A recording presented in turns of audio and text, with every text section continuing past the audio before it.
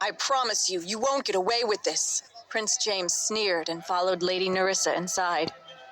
Ellie had barged into his royal mistress ceremony despite Prince James's orders to stay out. His plan to make his mistress the new head of the house was being upstaged by Ellie's wits and cunning. She had used the rules of his own house against him, and now he was trying to scare her into backing down. Ellie knew these weren't empty threats either.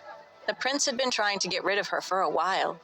He may have even had something to do with her falling into that pond. After all, he was a military leader and capable of smart strategies.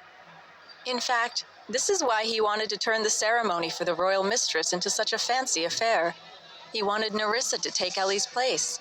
In the eyes of the people watching, Nerissa would look like the princess, not just a royal mistress, and could easily take over as head of the house. I'm not going to let that happen. I need to make sure Nerissa knows her place, Ellie thought to herself. Ellie had already forced Nerissa to change her dress. Now, the toast was left, and Ellie needed to make sure it went smoothly. Nerissa would need to present Ellie with wine and ask to be welcome into the house. This would solidify Ellie's standing as the legitimate princess. Meanwhile, the crowd that had been stunned to silence by Ellie's demand was now getting louder and louder. I've heard rumors that the prince hasn't even consummated his marriage with Princess Eleanor. Apparently he can't even stand her face. He makes her chain her door shut. I got a sneak peek at her face once. Can't say I blame him. Ellie was used to people talking behind her back. The doctors and administrators had constantly looked down on her, even though she was smarter than nearly all of them. They had dismissed her and underestimated her. And now it was happening again. But Ellie wasn't going to take it this time. She wouldn't let herself be spoken about like this. She raised her voice. I am the legal wife of Prince James. If the prince wishes to have a ceremony to take a royal mistress, but doesn't allow her to conduct the proper rites, will she even be recognized by the people? I only wish for the traditional rites to be followed. An angry hush fell over the audience. Many of the guests were from Nerissa's own family. Her twin brothers Isaac and Alan Rawson were both lords of their own estates and very protective of their sister. Isaac stepped forward. Princess Eleanor, please do not put on airs. In the prince's heart, you are the mistress, not Nerissa. If you and your father didn't scheme to marry the prince, you would have still been a spinster. I doubt anyone would have chosen to marry you. Yeah, you don't deserve the prince, Alan added. And you definitely don't deserve my sister toasting you or asking for permission to enter the house. Isaac continued. The prince has a lot of power. He can just cancel out those rules. Ellie glanced coldly at the two. She had never liked them. They had spent many years spreading countless rumors about her, none of which were remotely true. They had even tried to get her marriage to the prince legally annulled on several occasions. She wouldn't be surprised if they were in on the plot to kill her. Ellie looked all around at the angry faces. She was surrounded by enemies and would have to tread carefully. She decided to escalate the stakes. Despite battling a fever and weakness from her rebirth, she turned to face everyone. She lowered her veil ever so slightly so they could see her eyes. They burned with intensity. I am Princess Eleanor Eden of Lyre. I was chosen by His Grace, King Philip of Reve, to be the prince's wife. I am following the rules set by our forefathers of this kingdom. Rules are stronger and more important than the whims of a few courtiers. There are reasons for these rules. They were laid out so we could continue the grand legacy of this kingdom. That means this is the king's law. If you allow the prince to go against the rules, you will be considered going against the king's law. Nerissa's brother, Alan, scoffed. Who cares about the king's traditions? The prince has always been allowed to do as he wants. But clearly the courtiers didn't agree with him. Many of them looked elsewhere or stepped away to put some distance between them and the Rawsons. Ellie smiled. Her plan was working. They were falling right into her trap. The prince may have the freedom to do whatever he wants, but I'm not stating the rules for his sake. I'm doing it for yours, she replied. The twin brothers looked at each other with puzzlement. Ellie continued. What do you think would happen if you were caught encouraging the prince to break the rules? Do you think the king's soldiers would look favorably upon that? A slight gasp went through the crowd. They hadn't thought about the situation like this before. The prince could do what he liked, but they were not protected like he was. They were simply courtiers and noblemen with small parcels of land or estates that the king had given their families and could, just as easily, take back. "You dare threaten us?" Isaac said. "Threaten? Lord Rawson, I am not the one whose anger you should be worried about. I am merely a humble subject of the king and want to follow his rules. You're the one who is planning to go up against the king, and that is a serious mistake to make." Isaac opened his mouth to argue more, but Alan nudged him in the ribs. "Shut it." More people distanced themselves from the twins. They were clearly losing. The courtiers mumbled amongst themselves. "I don't want to get in trouble with the king." "Yeah, I've heard his grace is very harsh." "Her father could cause us trouble too. Isn't he the advisor to the king?" Ellie smiled. Everyone was turning to her side, just as she had planned. Prince James returned from the room where Nerissa had gone to change and noticed the look on Isaac and Alan's faces.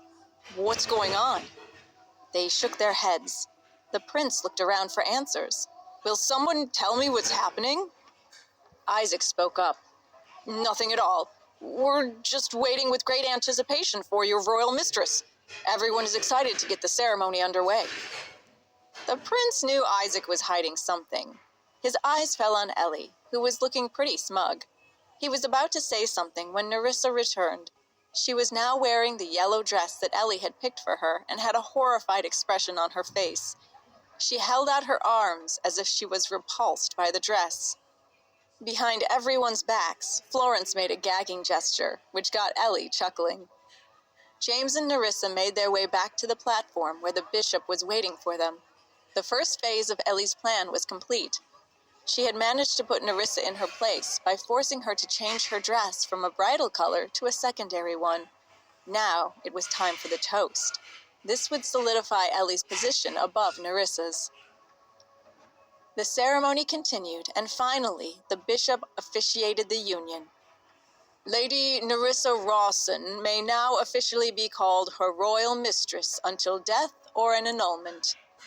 Nerissa and Prince James turned to look at each other. "Now, as Princess Eleanor reminded us, it's time for the official toast.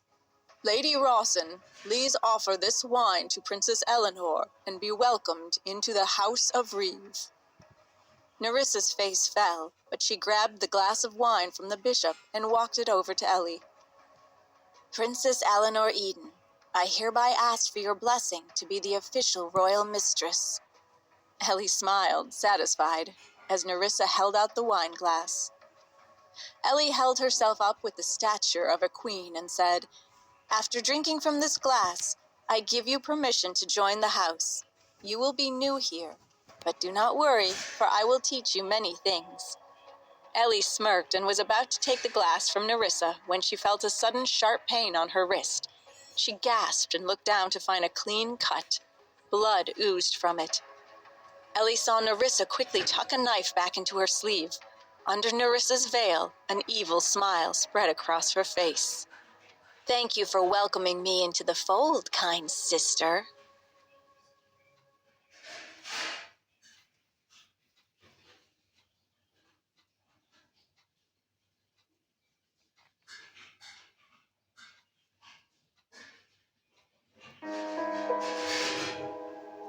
"Thank you for welcoming me into the fold, kind sister," Nerissa said with an evil smile. Ellie looked down at the bleeding cut on her wrist and then at Nerissa's own sleeve, where she had just hidden a small knife. Ellie's heart thumped. What if the knife was poisoned? She needed to take an antitoxin and clean the wound as fast as possible. She looked around at the guests who had gathered to watch her husband take Nerissa as his royal mistress. All of them were staring, unaware of the knife move, but eager to see what drama would unfold between the two women. Ellie realized it was best to keep pretending like nothing happened. She couldn't look weak. She had to keep Nerissa in her place. Ellie had crashed this royal ceremony that her prince husband had specifically asked her to stay out of. She needed everyone to see that she was higher in the hierarchy than Nerissa. It's a good thing I was a nurse in my past life. I have all these skills to keep me safe in this dangerous place, Ellie thought as she hid the cut in her own sleeve and pressed on it to keep it from bleeding out. No matter how much you twist around like a snake, I am going to gain the upper hand on you, Nerissa. What's wrong, Princess? Aren't you going to drink the wine? Nerissa asked in a fake innocent voice. Nerissa was trying to play coy and pretend that they were good friends, which would only make her look better to all the guests. Ellie clenched her fist. No, according to the rules, you haven't knelt before me yet, Ellie replied calmly. Nerissa's face dropped as if someone had just slapped her. She bit her lip to keep from lashing out at Ellie, but she was clearly turning red under her veil. What? That doesn't seem necessary, Nerissa pushed back. It's tradition. You wouldn't want to insult this family's tradition just as you're trying to join it, would you? Now, you must kneel and acknowledge me as the head of the house, Ellie stated again. Seeing Nerissa shudder involuntarily, Prince James stepped between them. Princess Eleanor, you're crossing the line, James said as he glared at her, wanting nothing more than to cut her down with his sword. However, he restrained himself to save face in front of the guests. You treated me like dirt all my life, but you jumped to defend this woman? Ellie thought to herself. But she didn't say it out loud. She knew she had pushed James enough already. She knew when to push and when to back off. Now was a good time to play it cool. She needed the crowd on her side, so she had to appeal to their logic. It's the king's line, not mine, Ellie replied simply. Nerissa's eyes shifted from sad to scheming. It looked like her tactics were about to change as well. She would play the obedient little sister so the guests would see what a rule follower she was. Nerissa stepped between James and Ellie. Your Highness, she's right. As a mistress entering the royal house, I must kneel before her. She is the head of your house, and as such, I must ask her to be invited in. It is the rule. Nerissa once again offered the wine glass to Ellie. I accept your invitation, and I thank you for letting me be a part of the royal family. I offer you this wine to show you that I am under your care. A short round of applause went around as the guests approved this good gesture. A nobleman said out loud, Lady Nerissa is as poised as ever. The princess can try, but she will always be a step behind the royal mistress. Ellie took a deep breath. Nerissa had gotten them to believe she was innocent, but now the ball was back in Ellie's court. She couldn't show them that she was affected at all. This would only validate the guests. They would say that they were right about her. This was a twisted game that they were playing, and Nerissa now had the upper hand. Ellie merely smiled and waited for her chance to regain her position. But even as she planned her next move, her thoughts went to the cut on her wrist. If the knife was indeed poisoned, her time was running out. But she would need to be patient for a little while longer. I will now drink the ceremonial wine, Ellie proclaimed.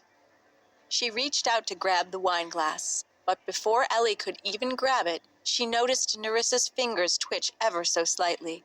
She knew this was another one of Nerissa's schemes. Just as Ellie's fingers hovered over the rim, Nerissa let go. Ellie watched in slow motion as the wine glass fell through her fingers. She had to think quickly. Ellie jumped back. Nerissa, please be careful. The wine glass fell on the floor between them and shattered to pieces. The wine stained Nerissa's clothes, but not a single drop landed on Ellie. Before Nerissa could open her mouth, Ellie said emphatically, Oh, you clumsy girl! Nerissa had hoped to make this look like it was Ellie's fault, like Ellie was cruelly taking the ceremonial toast and smashing the drink to the ground, but Ellie got the upper hand.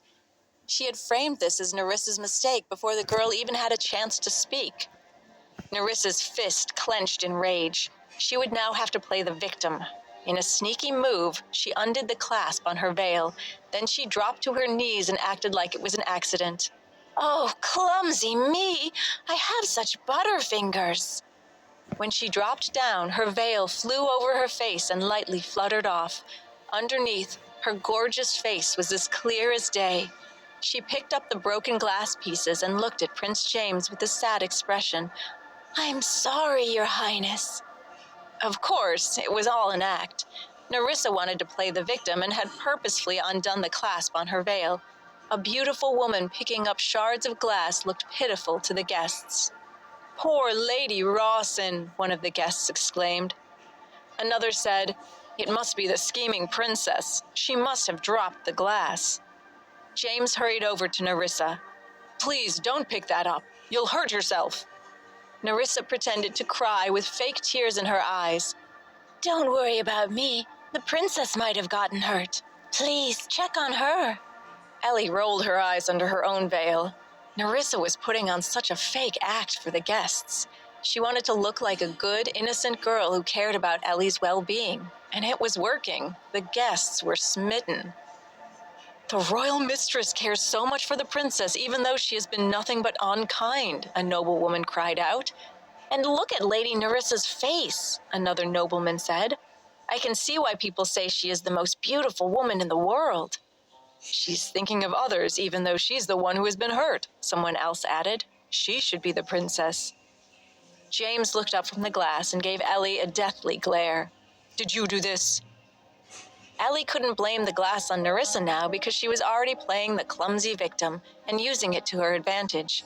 If Ellie took the blame, it would just make her look worse. So instead, she bent down to help and said, "We just didn't coordinate it that well. Isn't that right, Lady Rawson? I'm sure it's equally my fault." Nerissa was fine, but the wine stains on her dress were big and blotchy. She pretended to pick up a sharp piece of glass and get hurt. Ouch!